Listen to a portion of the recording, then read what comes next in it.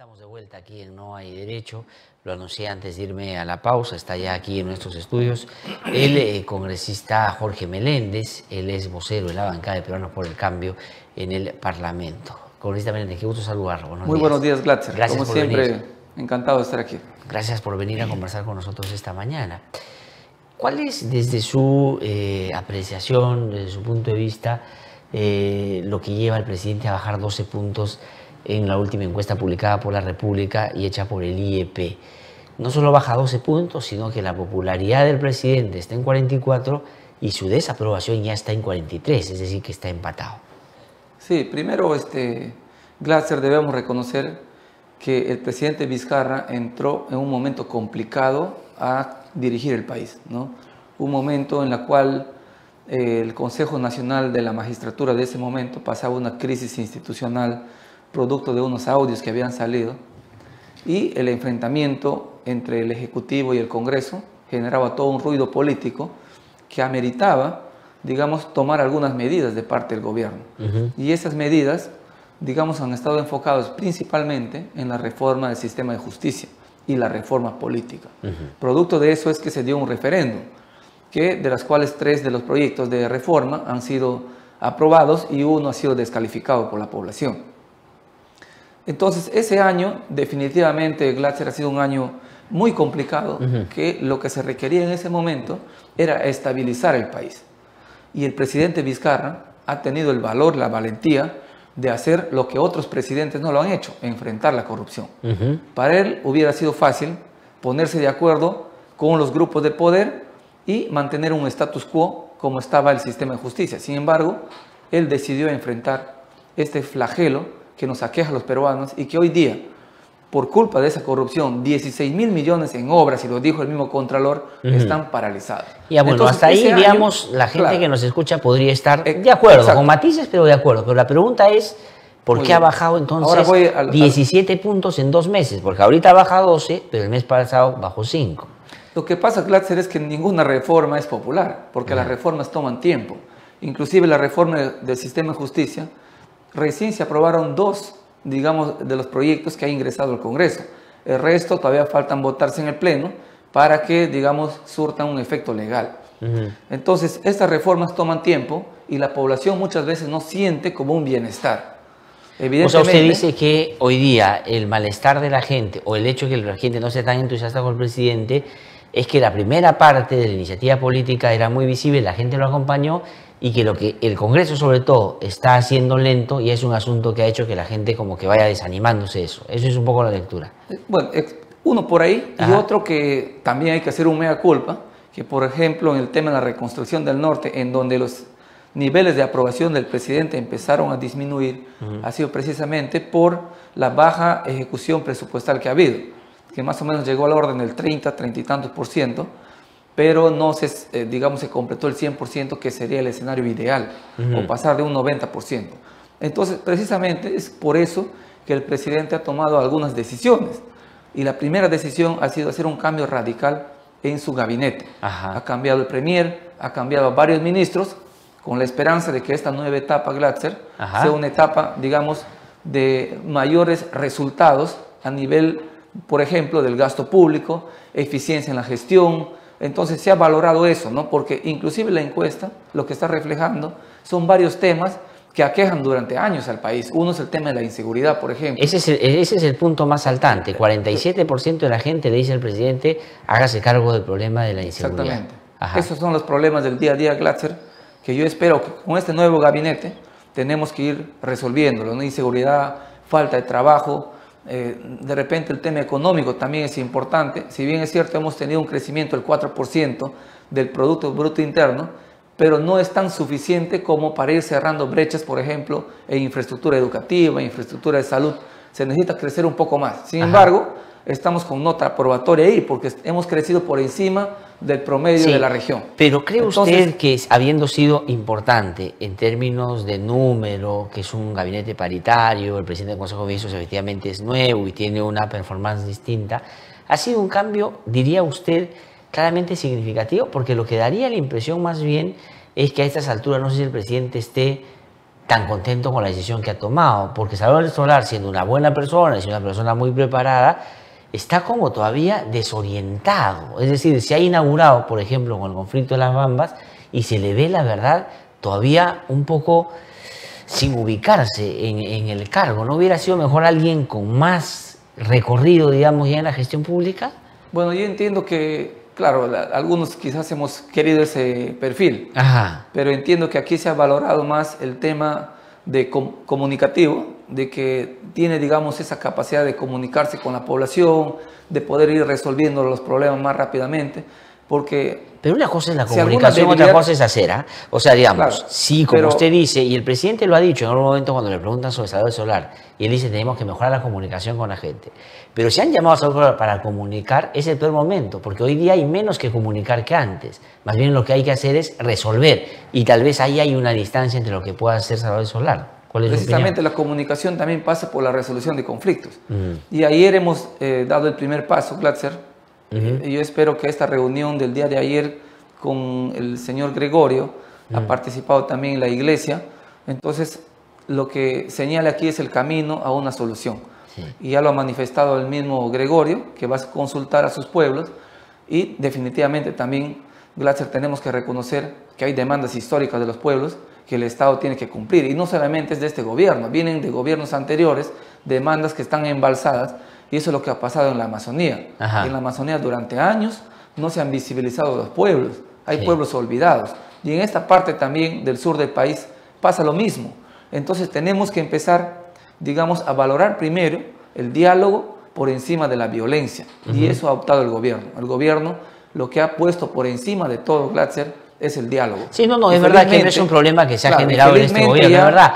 Ayer nos dan, bueno, con la reunión de ayer yo veo algunas luces ya para llegar a la resolución de un conflicto que definitivamente afecta a todos los peruanos, ¿no? Porque tiene que ver con la economía del país, representa el 1% del Producto Bruto Interno, y por lo tanto estamos en el deber y en la obligación de resolverlo, claro, por el bien pero de todos, la mirada y sobre todo por atender a las comunidades. Nosotros somos conscientes, Glatzer, que hay que atender a las comunidades, porque yo provengo de una región amazónica y mi pueblo sufre por eso, por la ausencia del Estado, y por lo tanto creemos que en este caso el pueblo de Fuerabamba tiene toda la razón, y Abiabi también, de reclamar la presencia del Estado. Y el Estado tiene la obligación de acercarse al ciudadano, sobre todo al que está más alejado del país, ¿no? En la zona congresista de la sierra, Meléndez, en la zona de la Amazonía. hay personas que dicen que el presidente gastó mucho tiempo en lo que él llama la lucha contra la corrupción, que llevó a confrontación con determinados sectores.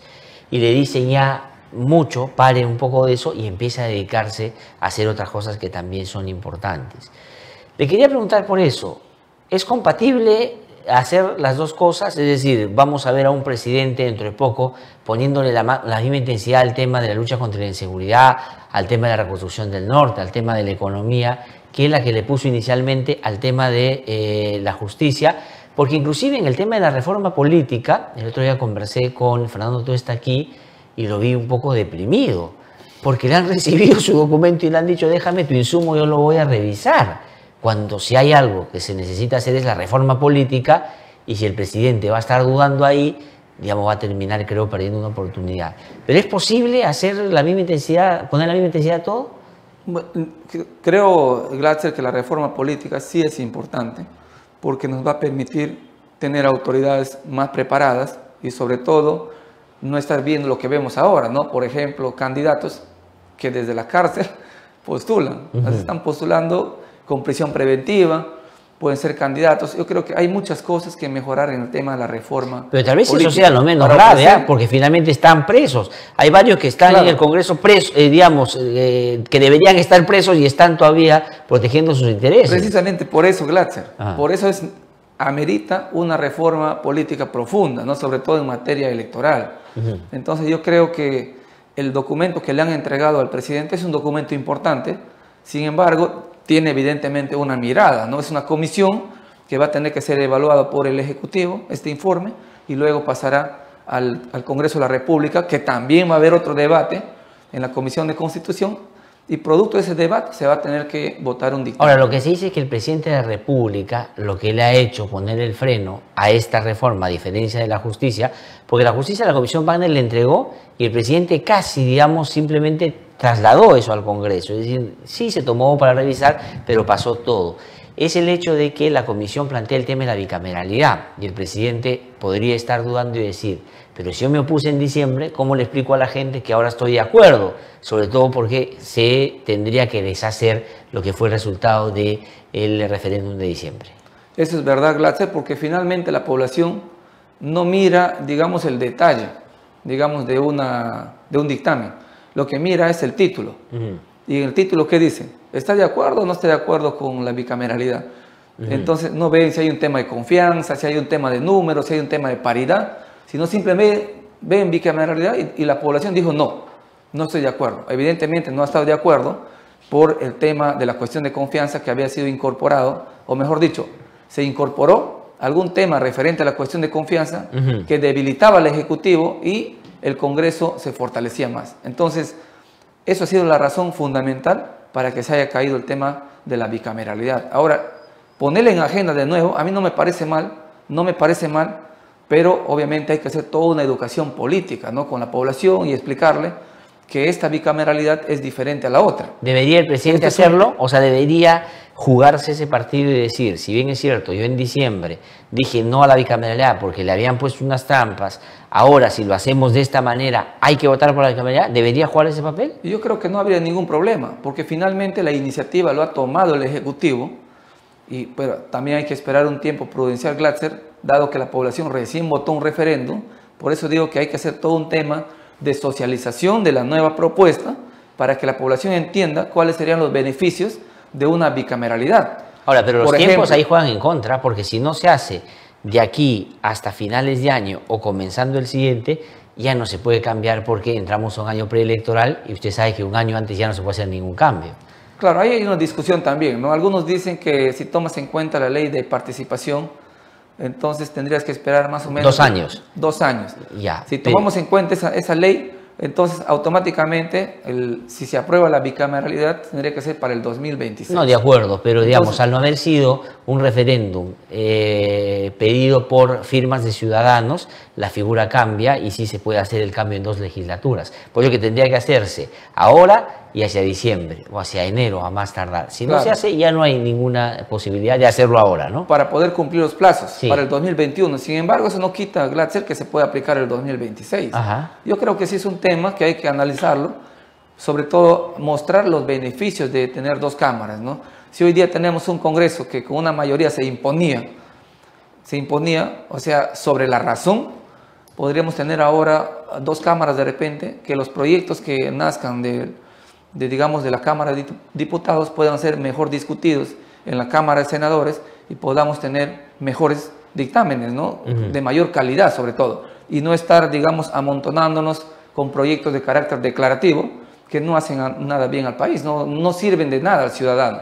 Entonces yo creo que son simplemente saludos a la bandera, y con 2 cámaras podríamos tener mejores dictámenes, más razonados, más pensados, y sobre todo con gente mayor preparada en la materia. ¿Qué cosa cree usted desde la bancada de Peruanos por el Cambio, además siendo su vocero, que es inevitable o ineludible en lo que el presidente del Consejo de Ministros tiene que llevar el próximo 4 de abril al Congreso de la República?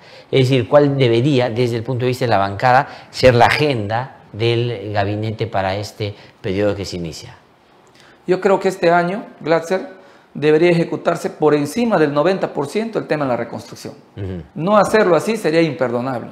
Entonces ya hemos tenido el tiempo suficiente para hacer los expedientes técnicos, para dar asistencia técnica a las municipalidades, porque también son unidades ejecutoras, a los gobiernos regionales. Pero hay nuevas autoridades también, por eso, y digamos, están aprendiendo, y eso puede retomar o demorar, digamos, los procedimientos, ¿o no? Sí, por eso lo que digo, tiene que haber todo un trabajo de fortalecimiento de capacidades, de asistencia técnica, capacitación, para que en este año se pueda ejecutar casi el 100% de la reconstrucción, porque es un tema también de emergencia. Y la reconstrucción es un tema. ¿Qué más tendría que desde su punto de vista? Claro, eso es un tema. El otro tema, Glatzer, es que los indicadores económicos también deben ir creciendo, ¿no? Si bien es cierto, hemos crecido el año pasado 4%, este año esperaríamos crecer un poco más para poder cerrar esas brechas de desigualdad y sobre todo brechas de infraestructura que reclama la población.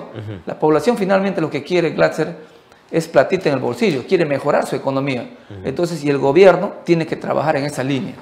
Y creo que también que el Ministerio de Economía debería pensar en algunas reformas que vayan como estrategia para justamente llevar bienestar a la población. Ya, entonces reconstrucción y economía. Eso debería... El tema de la inseguridad. El tema, justamente lo que ha reflejado la encuesta, ¿no? Temas de inseguridad y lo que es generación de empleo. Obviamente, si mejoramos la economía, la generación de empleo también tendría que mejorar. Y el tema de la reforma política no, porque no la ha mencionado.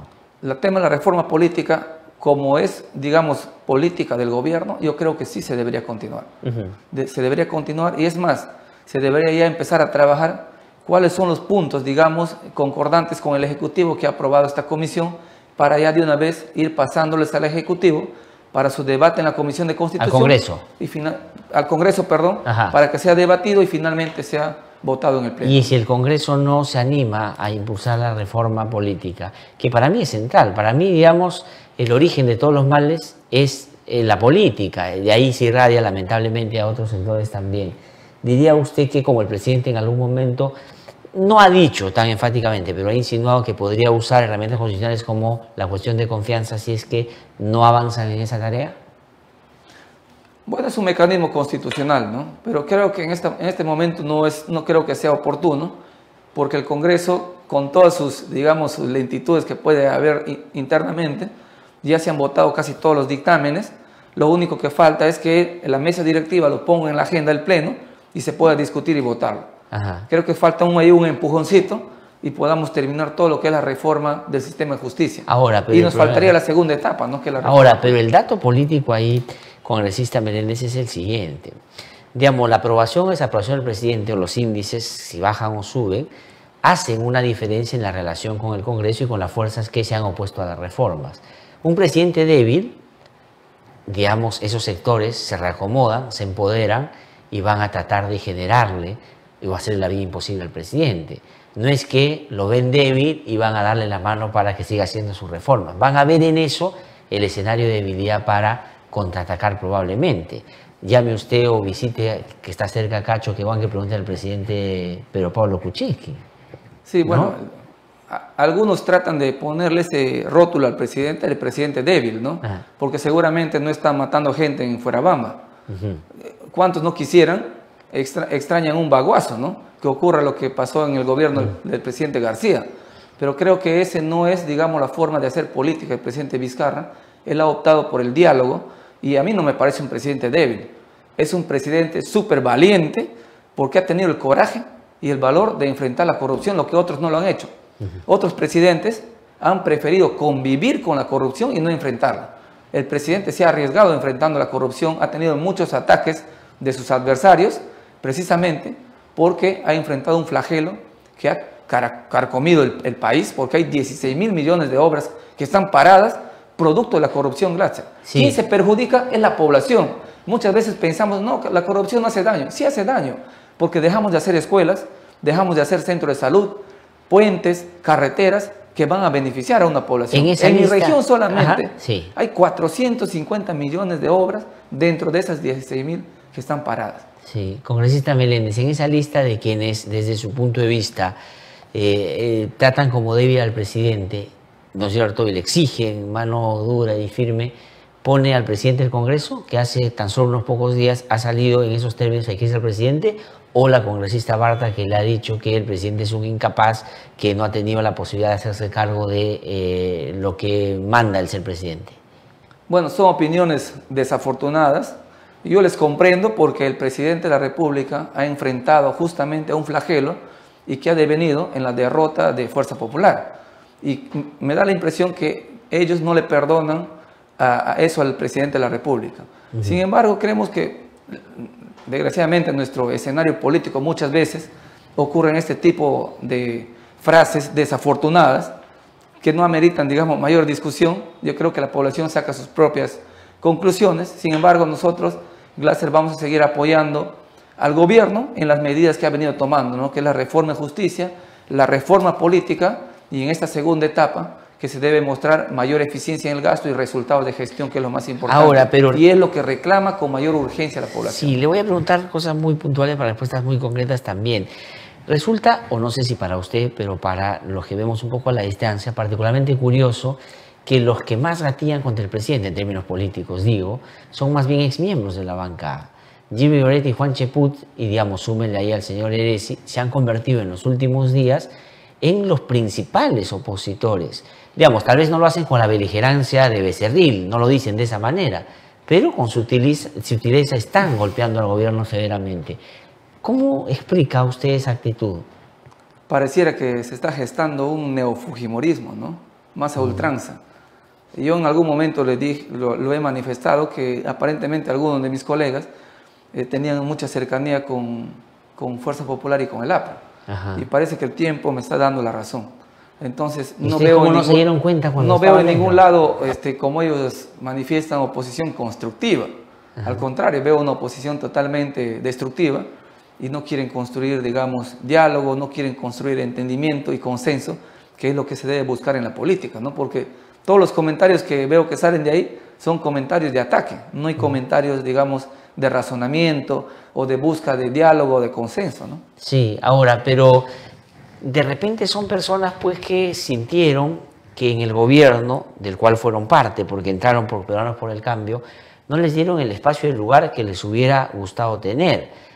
Me da la impresión, y le pregunto, que esto es un camino hacia la mesa directiva del Congreso próxima. Me da la impresión de que están buscando un espacio, pero ¿cómo lo lee usted? A ver, yo no me extrañaría, en verdad, Glatzer, que uno de ellos esté, digamos, postulando a ser parte de una mesa directiva en alianza con el fujimorismo. Y seguramente van a pasar los días y vamos a tener la razón, porque yo lo que veo es una cercanía. Ajá. Una cercanía en pos, digamos, de una candidatura hacia la mesa directiva del Congreso. ¿Usted cree que Juan Cheput va a ser el candidato del fujimorismo a la mesa directiva? Probablemente él o algún miembro de su entorno de él vayan en alianza con el fujimorismo. No me extrañaría. ¿Pero su entorno cuál es? Esta concentración democrática se llama su partido, ¿no? Probablemente uno de ellos vaya, pero yo lo que veo es un coqueteo, una cercanía entre, digamos, Concertación y Fuerza Popular, ¿no? Y que probablemente lo que devenga es en una alianza futuro, ¿no? Una alianza futuro que esperamos sea una alianza constructiva. O sea, las alianzas no son malas, pero si es una alianza perversa para destruir a un gobierno, entonces no me parece razonable hacer ese tipo de alianzas, ¿no? Sí, congresista Meléndez, ¿qué van a hacer con Carlos Brus? ¿Debería o no mantenerse en el gobierno, digo, en el Ejecutivo, porque no puede dejar de ser congresista? Había cuenta que hay acusaciones, no sé cómo las entiende usted, pero yo las veo graves sobre lo que pudo haber sido su participación en una organización criminal.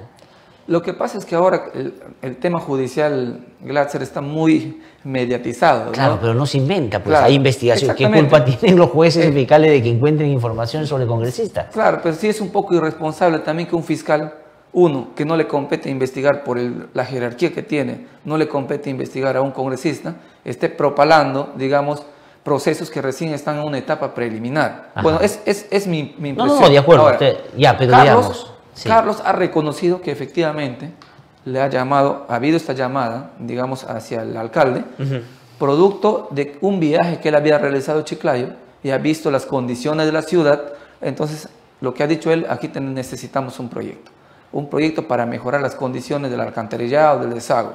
Entonces, ¿qué pasaba? Como en ese momento, Glatzer, los municipios no eran todavía unidades ejecutoras en el tema de la reconstrucción del norte, entonces ha ocurrido que el Ministerio de Vivienda le ha solicitado un proyecto al alcalde para que sea ejecutado en esa zona.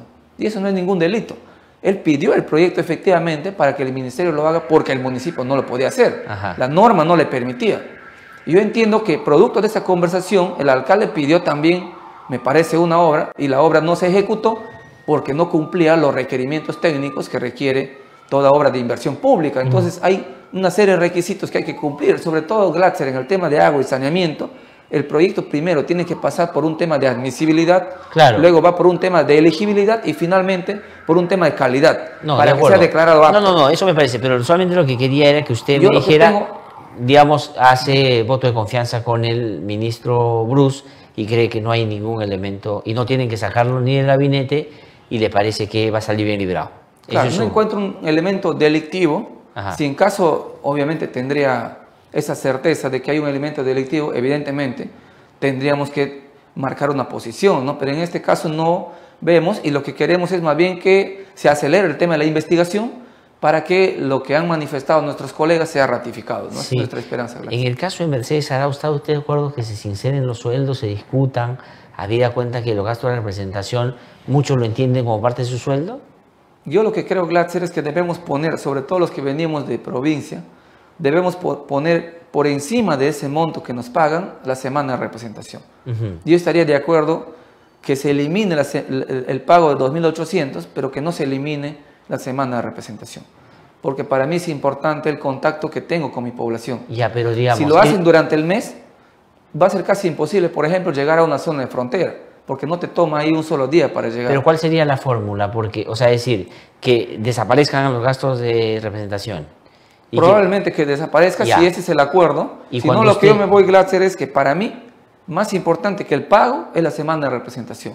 Si el pago es un problema, si el pago es un problema, que se desaparezca el pago, pero que se mantenga. ¿Pero les va a alcanzar el sueldo para, además, gastar plata para ir a sus regiones? ¿Usted cree que eso sería posible o no? Tenemos que limitarnos quizás a algunos viajes, pero por lo menos podríamos llegar a algunos lugares, no con la misma intensidad, pero podemos mantener ese contacto con la población. De acuerdo, pero que está de para acuerdo nosotros es importante. Que se eliminen los gastos de representación. Nosotros paramos en Lima, Glatzer, y la gente casi no nos ve. Sí, pues. Entonces la población dice, mira, y a veces tiene un concepto, digamos, tergiversado, vamos a llamarlo así, de lo que es digamos, la responsabilidad de un parlamentario.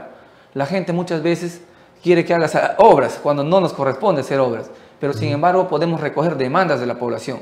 Y la mejor forma de recoger esas demandas es teniendo un contacto directo con la población.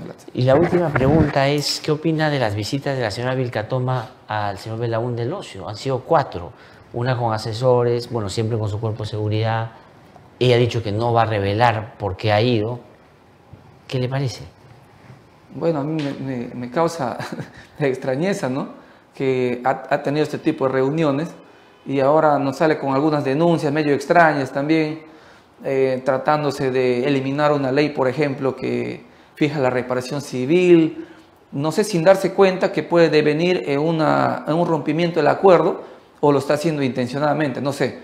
Pero es muy extraño, la verdad, su comportamiento, sobre todo en un momento en el que el país, Glatzer, necesita conocer la verdad respecto a las diferentes obras que han estado manchadas con corrupción y en la cual están involucrados nuestra clase política. Muchos políticos y funcionarios públicos están involucrados en estas 4 obras que tienen que ver con la colaboración eficaz, y cuando surge del Congreso este tipo de actitudes de querer generar una inseguridad jurídica, podría devenir en un alejamiento de la empresa y no llegaríamos a conocer la verdad de los hechos. A quienes están... No, pero y concretamente sobre la visita a Belaún del Ocio, ¿qué le parece? O sea...